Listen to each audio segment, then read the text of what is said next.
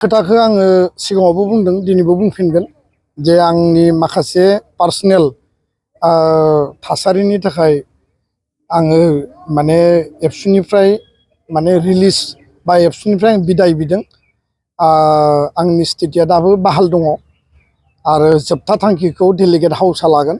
जिहेतु 27 एप्रिलाव डेलिगेटआव गोदान कमिटि दानाय जागोन, सावरायलायनानै डेलिगेट हाउसआ जोबथा सिद्धान्तखौ होगोन। आंनि आपिला थागोन आरो बे खालि रिजाल्टखौ मोननो हागोन। गोजोन्थों।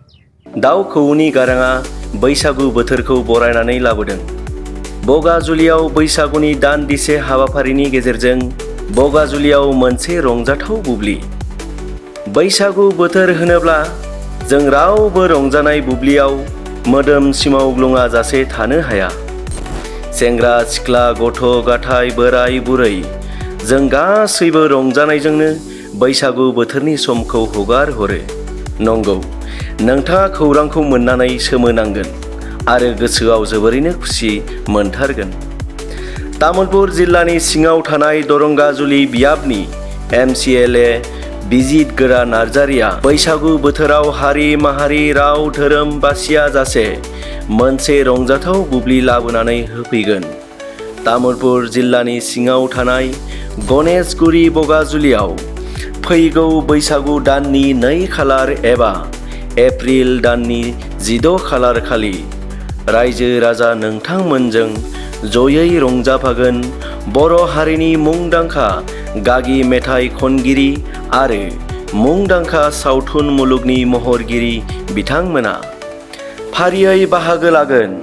बिग्राय ब्रह्म, सुलेखा बसुमतारी, ओम प्रकाश खेरखातारि, बुदां बल्लभ, रिया ब्रह्म, हेलेना दैमारि, सुदेमसना रामसियारि, हिमा बसुमतारी, सुकबिर खारजि, लिंसार बसुमतारी, फैला बरगयारि, प्रियंका लाहारि, फुजि बसुमतारी, संगिना ब्रह्म, देरहासात नार्जारि, रनिमा दैमारि, प्रिया उजिर, गेमश्री दैमारि, मनालिसा हाजवारि बिथांमोना बे हाबाफारियाव फैनानै रंजाफागोन नोंथांमोनजों। आरो लोगोसेनो नुनो मोनबावगोन, रंजाफानो मोनबावगोन बैसागु हान्जानि मोसानाय।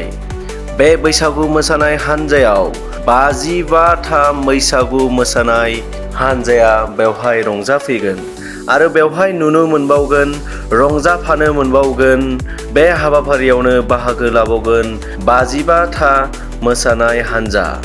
आरो बे हाबाफारियाव BTCनि MCLA बिजित गोरा नार्जारि बिथाङा गासैखौबो लैहोर लैहोर फैनानै बाहागो लाफैनो थाखाय गुरैयै खावलाय हरदों। नोंथाङाबो रंजानो गोसो जायाखैना?